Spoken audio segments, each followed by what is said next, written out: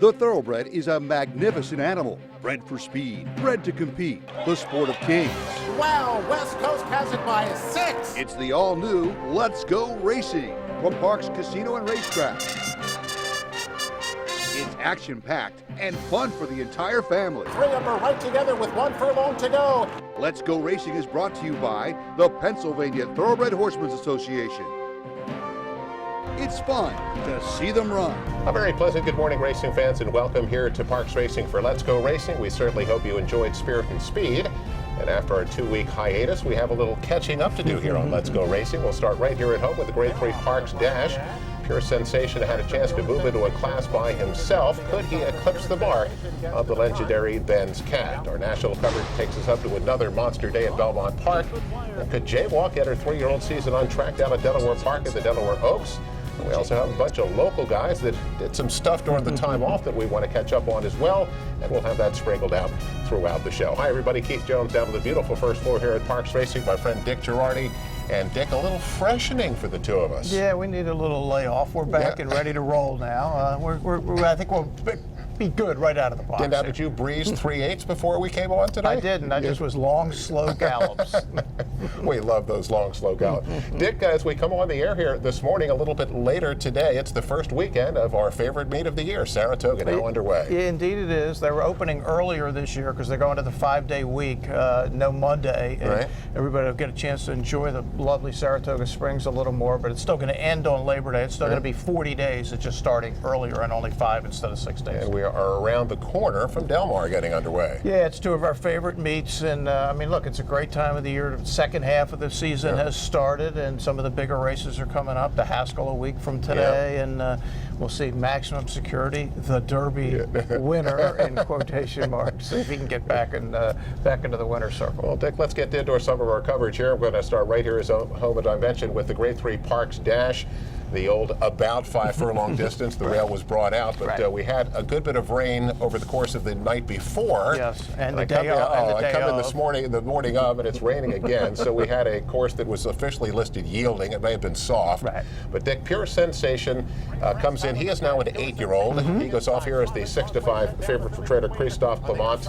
And Dick, his record here at the track now as an 8-year-old, he hasn't slowed down at all. He's 2 for 2 already this year. Now, he is an amazing animal. I mean, he's the modern-day Parks version of Ben's Cat, right. And he's trying to actually win more of these turf dashes today than Ben's Cat did. He's 3 for 3 in the Turf Monster, 2 for 3 in the Dash. He finished 3rd last year. That's the only time he's ever been beaten when he's come down here to the track. Now, Ben's Cat had 5 of the big wins here. This is an attempt at 6 for Pure Sensation. The second choice, now this is a pretty good field, Dick, that Dick put together. Number 2, Completed Pass, the second choice here at 7-2 for trainer Claudio Gonzalez. And Dick, since they moved him to the turf in April, he's put together 3 terrific performances. And when you look at his PPs, he should be able to keep himself up just off the pace. You'd think he'd be right in the race the whole time, and he lost the Pennsylvania Governor's Cup to Pure Sensation by a neck.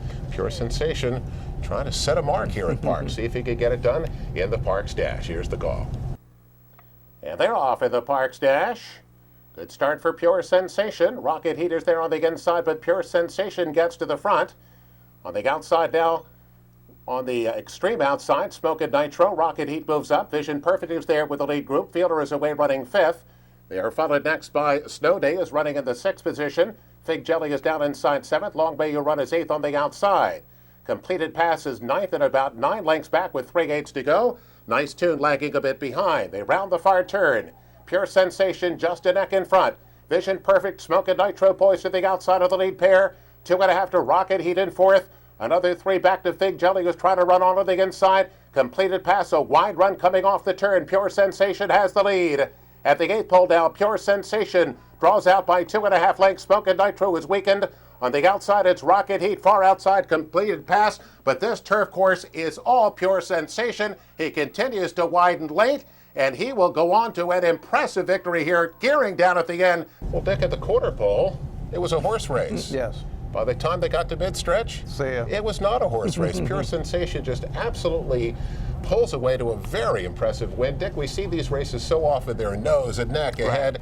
This is 4 1/4 lengths. He's geared down at the end. Again, the soft course, 1 minute and .42 was the time, $4.60 to win. And Dick, I don't know what more superlatives I can say about Pure Sensation here locally. It's just amazing. Yeah, the only thing we missed was, of course, the regular rider, Kendrick Carmouche, who was down at Delaware Park riding the car down there. He refers to this horse as his big brother. He was here for the other 5 wins. But yeah, this is some horse. Paco Lopez gave him a great ride in the race the whole way. There was a little concern because of the condition of the course. They thought maybe he liked harder courses. I think he was good with any course, it looks like. Some of the other horses clearly did not like it. When you looked at the head-on, the clods of turf that were going back, it was not a scene. You did not want to be behind in that race, but Pure Sensation, amazing again. Dick, we love Chamberlain Bridge. Yes. We love Ben's Cat. Yes. Well, it's now all about Pure Sensation. No, I mean, and he doesn't look like he's finished. You got to assume he's going to come back here on Smarty Jones Day in the Turf Monster and try to go 4 for 4 in the Monster. Just hard to fathom. 8-year-old and now almost getting close to $2 million in earnings. It's time to head to our first break. We got back here on Let's Go Racing. They were celebrating our man Scott Lake over the 4th of July holiday. We have some great action to take a look at Belmont Park, and Jaywalk is back. Stay with us. Be right back after this. There goes Jaywalk right for that lead where she likes to be, and she'll try and control the tempo from there. Looking to join the thrill and excitement of thoroughbred racehorse ownership? Pewter Stable can get you started. With more than 25 years of experience under the leadership of Greg and Kate DeMasi, Pewter Stable is one of the industry's leaders in racing partnerships, winning hundreds of races and millions of dollars at racetracks all over the Mid-Atlantic, including New York. No markup, no management fees makes our partnerships unique and affordable. We are Pewter Stable. It's a Smarty Party at Parks Racing Labor Day. Smarty Jones! Get up close and personal with the Kentucky Derby and Preakness winner. Remember this? Don't miss this historic occasion as Smarty will parade one final time down the stretch to celebrate his 15th anniversary of horse racing immortality. Free family fun, plus the Grade 3 Smarty Jones Stakes and 6 other exciting races as well. Yes, Smarty is back at the track. See him live one final time, only at Parks Racing Labor Day. Welcome back, everyone, to Parks Racing for Let's Go Racing. And as we start our second segment, of course, we just got through the 4th of July holiday weekend. And Dick, what a better way to celebrate the 4th of July than have a party thrown for you on the backstretch for your 6,000th win. Yeah, Scott Lake, it's been a little bit since Scott won his 6,000th, but nobody's forgotten it. No one will ever forget it because it's likely not to happen again here ever. So yeah, neat party for Scott throwing on backstretch. Fred Mike Baldini brought in old Chicky and Pete's, and they celebrated, and Danny Gibson caught up with our man Scott Lake. Hi, this is Danny Gibson from the PTHA. We're with Scott Lake celebrating his 6,000 win here on the backstretch. Scott, you made this huge milestone back in April, and now we're here celebrating it. Tell us a little bit about what it means to be here. It means the world to me, and I really appreciate everybody coming out. This business has been just a dream for me. You know, I go to work every day loving my job, and I tell my kids that constantly: find something in this world you love to do and do it, and just be the best you can at it. And we've been fortunate enough to, hit the milestone we hit, and hopefully there's many more coming. Scott, what does it mean, the PTHA? We put this nice celebration on. You had a cake with your picture on it and a plaque, and everybody from your barn gets to be here. What does that mean to you? Well, I got to tell you, our PTHA is the best in the country, without a doubt. With Mike Beluzzi and everybody that works for him, the board, all the way to Turning for Home, what you guys do for this industry is tremendous, and it means the world to us, especially just the grooms here and everything. They have health care, stuff like that, and it's just an amazing program, and you guys do a phenomenal job. You don't get enough recognition for it. Well, we congratulated Scott before. Yes. Got to congratulate him again. Dick, that is just a huge number. No, it's like, I'm not sure when the next trainer anywhere is going to get 6,000. I can tell you when the next trainer here is going to get 6,000. How about? It ain't going to happen. I mean, that's how amazing what Scott did. Dick, let's get to our national coverage now. It's brought to you by Chapman Auto Group. Unless our emblem is on the back of your car or truck, you probably paid too much. We start down at Delaware Park with the Grade 3 Delaware Oaks, and it is the 3-year-old fillies at 1 mile at 1/16. They're running for a purse of $300,000. Now, Dick, Jaywalk is in here. It's not a big field, right? But I have to say I was surprised she was not the favorite. The favorite here is number 4, Fashion Faux Pas, who gets bet down to 4-5 for trainer Arnaud Delacour. And as I look at her lines, Dick, that favoritism and the price is all about that last race. Well, there's no question. That was the one race in her life where she could beat Jaywalk. The other ones, even when Jaywalk isn't at her best, she wouldn't be able to beat her. But that was a 97 buyer in the lighthearted. She won by 14.5 lengths.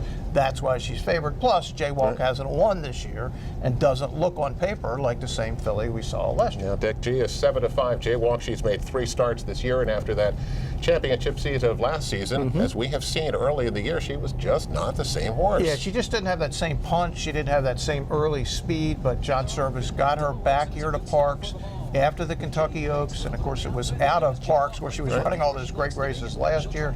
Changed her training routine, blinkers on, she looks like the lone speed. We'll see if she can run a little New better. pilot here, Joe Bravo aboard. Let's go to Delaware Park. Here's the Delaware Oaks. Jaywalk well in hand by Joe Bravo, leads it by a length. Got to be strong, moves up on the inside. Fashion Faux Pas up there on the outside. Uj is right there in fourth. Then comes Avelina edging a bit closer, and the Fleet Destiny the trailer as they race around the first turn. And Jaywalk's had it all her own way so far. Opening quarter in 24 seconds flat. Couldn't be any nicer for her. Jaywalk leads it by a length. Fashion Faux Pas racing second with Got to Be Strong toward the inside. Avelina's caught 3 wide down the backside. Uj in between horses, and the Fleet Destiny continues the trail as they move down the Delaware backstretch. Jaywalk still under a firm hold by Joe Bravo. Going along nicely on the front end by 2 lengths over Fashion Faux Pas. Got to Be Strong next in line. Avelina's trying to move up 3 wide. UJE between horses, and the Fleet Destiny continues the trail. After a half in, 47-3. They race into the turn, and Jaywalk on the front end. Leads it by a length and a quarter. Fashion Faux Pas, only threat right now. 4 lengths further back. Avelina's trying to rally in third. UJ next in line. Got to Be Strong, and the Fleet Destiny. Right now it's a 2-horse affair, and Jaywalk continues strong on the front end. It appears. Fashion Faux Pas is digging in, trying to go by. 5 lengths further back to Avelina as they turn for home. They've got Jaywalk to catch. The 6 in 109-1, and Jaywalk is still running a good race. Fashion Faux Pas tried to make that run but couldn't go by her. Far back to Avelina, and Jaywalk, she is back it appears. Jaywalk is drawing away down the lane. Jaywalk returns to her 2-year-old form and an impressive win. Well, Dick, this was the Jaywalk we have been waiting to see all season. She breaks alertly, jumps out on top, and is just on cruise control the whole way.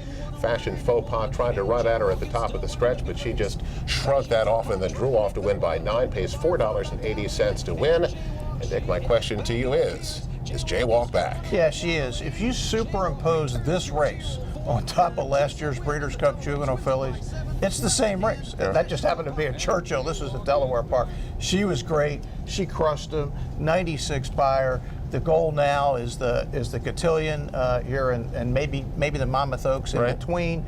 John will get here at the cotillion, and I know he'd love to win it here at his home track. Well, our man Bruce Casella had a chance to catch up with John and not only talk about his victory in the Delaware Oaks, but we'll talk about it when we come back. He had a big victory in the Doc Penny as well. Here's more with John. Great performance. I was tickled to death. You know, we were hoping to get back to that. Didn't know if we would or not, and now that we did, I think everybody's happy. You had a switch with blinkers on. We put the blinkers on her, put a little bit more speed in her, and I think it did. I don't know how much that helped her, but switching up her training, we kind of went back to last year's schedule and you know, less works and more 2-minute licks, that kind of thing. You know, she's not a big filly, so she doesn't need a whole lot, and she responded to it great. Did she mature a lot since the last race? I don't think so, no. She really hasn't. You know, she's continuing to mature slowly, not a lot. She's put on a little bit of weight. You know, she's not a great big strapping filly, but I think more than anything, just switching up her training. She was really happy going into the race, and I think that's what did it. What's next for her? Not sure. You know, it looks like we're not going to get back in here till the 14th. So that's only going to be a week. That shouldn't really set her back because, like I said, she's got such a small frame anyway. If everything goes well and she's doing good, we'll probably look at the Monmouth Oaks, try to give her, you know, an easier spot heading into the cotillion. I'd love to see her going into the cotillion off of 2 wins. Let's talk about the Doc Penny now with a horse that's really hard to pronounce. Tell me about that race. Not a Prada Price. Well, Not a Prada Price got her name from my wife, actually. She was a filly that we had on our short list as a yearling, and we were finished and had left the sale. And my partner, the short list with me, Jim McGreevy, he called me afterwards and said, you know, the filly, the Patio Prado filly that we had on our short list never sold. And I said, oh, wow, that's what, you know, what was she RNA'd for? He said $14,000. I said, you got to be kidding me. So make a long story short, we bought her for $15,000, and my wife decided to name her Not a Proud of Price. So she's been a really hard knocking filly for us. She tries hard all the time, and we really put her in there hoping that maybe we could hit the board and get some graded black type on her. And she ran lights out. I mean, she hadn't run in like 3 months.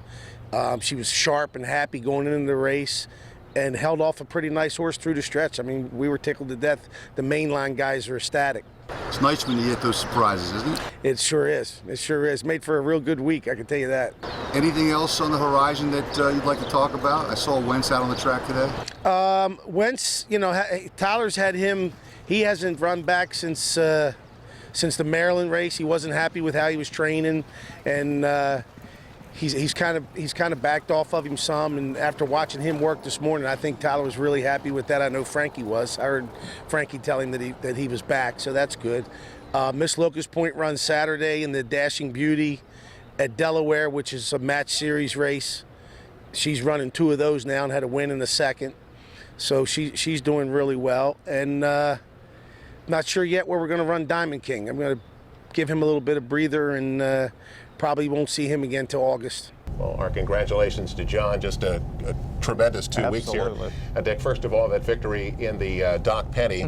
Chad Brown had the big favorite, but he did not go home with the money. A great ride by Frankie Pennington. That was beautifully timed by Frankie. That's why he's been the best jockey around here for years. Although Michael Sanchez, for the people who aren't paying attention, is challenging Frankie for that jock's title midway through the season. And John said that horse Wentz is doing pretty good. He is doing pretty good, and of course he's trained by John T. Service. When you see your program and your racing for him, that of course is John's younger son Tyler, who has a barn full of horses right across the driveway there from his dad. Just had a big victory here yesterday. She makes me happy. Dick, let's get to some more national coverage up to Belmont Park now for part of their big day, one of which was the Grade 3 Dwyer, the 3-year-olds going that 1-turn mile.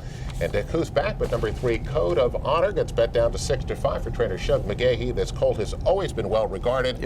And Dick, he ran a terrific race in the Kentucky Derby, and at one point looked like he might win. Yeah, he made that giant move along the rail, and then Maximum Security kind of ducked over to the left a little bit, maybe intimidated him a little bit, but he certainly had every chance. Finished 3rd, moved up to 2nd. Only with the Farish barn and Shug would you have a horse run that well in the Derby. You know what? We'll just wait till the Dwyer. How about the Preakness or the Belmont? No, he's waiting for the Dwyer, and they want to win the Travers, and they want to win maybe even the PA Derby, horse we can see here. Second choice, number 2, Rowayton, goes off at 2-1. And Dick, as you go back through his past performance lines, he was pretty close to game winner last year in the Del Mar Futurity. Ran 2nd, beating a length and a half, then ran 3rd behind game winner in the American Pharoah. This is a pretty good horse. 1-turn mile for Code of Honor. Here's the call. So it's Majid, the leader. Whiskey Echo has now been taken to the outside in 2nd, 3/4 of a length behind. And Final Jeopardy is outside of those two, running along in 3rd with a half mile to go. 47.95 was the half. Rowayton is 4th on the inside, waiting for a place to go, and then Mijos. And in the meanwhile, Code of Honor still last here, and 5 lengths to make up as they round the far turn. Majid, here's Final Jeopardy, moving for the lead on the far outside. Whiskey Echo between those two. Rowayton is down toward the inside in 4th. Mijos circling up on the outside, and Code of Honor still last. But here he comes now, and he just needs some running room. He's going to come outside of Final Jeopardy, and here comes Code of Honor with a burst of speed, and he charges up to take the lead at the 8th pole. He has left Final Jeopardy and the others railing behind. With that Code of Honor bet down to 6-5, and he sure runs like it. He came from last and then blows him away by better than 3 at the end, pays $4.30 to win. Number 5, Final Jeopardy for Jason Service was 2nd. And the Code of Honor, as we said, has always been highly regarded. And I think just signals himself as he's going to be a player here in the second half of the season. I don't think there's any question. Now, Shug's going to shoot for the Travers. It's a question, will he run him into Jim Dandy first, or will he just wait for the Travers? But yeah, this is a legitimate big-time 3-year-old. He's never run like 100 yet, but man, I love the way he finished that race. That was really impressive. It's coming. Dick, big feature for the handicap horses was the Grade 2 Suburban. They'll go a mile and a quarter for a big pot, $700,000. And Catholic Boy shows up, draws the inside post 6-5 for trainer Jonathan Thomas. As you look back through his lines, Dick, the only loss since last March was the Breeders' Cup Classic. Yeah, and obviously something was wrong that day. He was never in that race. But this is the rare horse that's as good on the dirt as he is on the turf. He's won Grade 1s on both. And we know a mile and a quarter is not too far for him. Dick, number 2, Preservationist, the second choice here at 7-2 for Jimmy Jerkins. And Dick, he is now a 6-year-old, but he is in the best form of his life. Yeah, this is fascinating. He's a 6-year-old. He's only run 7 times. Yeah. He's had a lot of issues through the years. He's never been in a stakes race, but he comes off a 101 buyer, a career top, and obviously he's hot. Grade 2 Suburban. Here's the call. Catholic Boy has taken charge here and will head for the far turn with a 1.5 lead on Preservationist. And then it's Realm, followed by Watterson, Pavel on the far outside. Marconi is riding the rail. He's 4 lengths off the lead. Then a break of another 2 back to Cordmaker outside of Lone Sailor. Carlino was next. Rocketry is about 11 lengths behind at this stage. So Catholic Boy leads the way. 3/4 up in 111.69 seconds. The lead is a length. On the far outside, Pavel is second. Preservationist is coming back on the inside of Catholic Boy now. And these 3 kick on. Realm is next, and then comes Marconi. They're making their way to the top of the stretch. Preservationist up the rail, sticks ahead in front. Catholic Boy on the outside is second, and Pavel is third in the center. It is Preservationist with the rail in the lead as they arrive at the 8th pole. Catholic Boy full out second. And then it's Pavel on the outside. Junior Alvarado getting more from Preservationist, and he's pulling away. Well, Dick, early in the race, Javier Castellano senses a slow pace, and he makes kind of an early move with Catholic Boy, but gets him to settle down. He's kind of cruise along. You think maybe he's going to draw off, but nope. Here comes Preservationist with a big move, and he ends up drawing off to win convincingly. 4.5 lengths at the end to get $9.90 to win. And boy, is Preservationist good right now. He's really good. 108 buyer. He's now up into that group of older horses that you have to say, hey, you know, what's going to happen in the second half of this year. It's his first stakes win, but that's a heck of a way to do it. I thought Catholic Boy ran well. The other horse just was unreal. You run a 102 buyer like Catholic Boy, and you get dusted. And get crushed. Let's get to our next break. We come back here on Let's Go Racing Weekly Awards and more great action to take a look at from Belmont Park. Stay with us. We will be right back after this.